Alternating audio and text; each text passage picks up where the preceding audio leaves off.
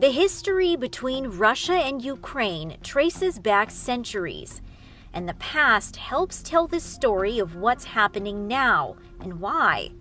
Let's look at 5 dates that led us to where we are today. December 1st, 1991. Ukraine votes to become independent of the Soviet Union, serving a final blow to the USSR weeks before its collapse. 92% of Ukrainians supported independence. I have all grounds to say that new Ukraine was born. This is what Ukraine's map looked like then, a buffer between Russia and Western Europe. But even as Ukraine chooses freedom, Russia's influence holds on in the east, and remnants of Soviet times remain, including nuclear weapons. December 5th, 1994. The Budapest Memorandum is signed by Russia, Ukraine, Britain, and the United States. Ukraine agrees to transfer its massive nuclear arsenal to Russia in exchange for a guarantee that Moscow will respect its borders.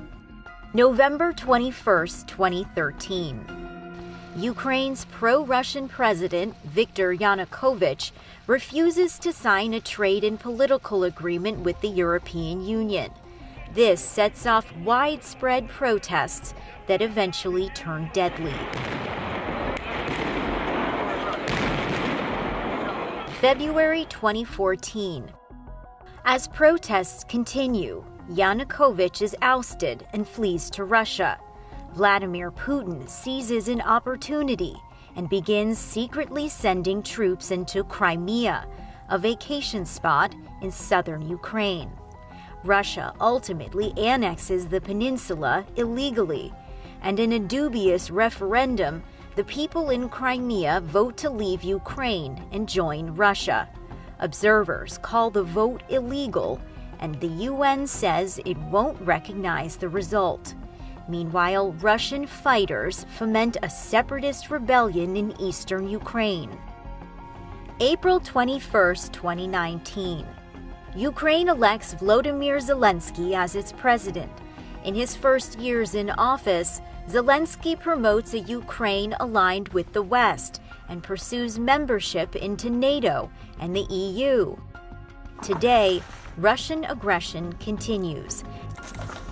As Kyiv pushes for closer ties with the West, Moscow pushes back, amassing troops and equipment along their shared border. And while the U.S. has warned Russia of unprecedented sanctions, there is a diplomatic path forward. It is the choice of President Putin and the Russians to make, whether they are going to suffer severe economic consequences or not.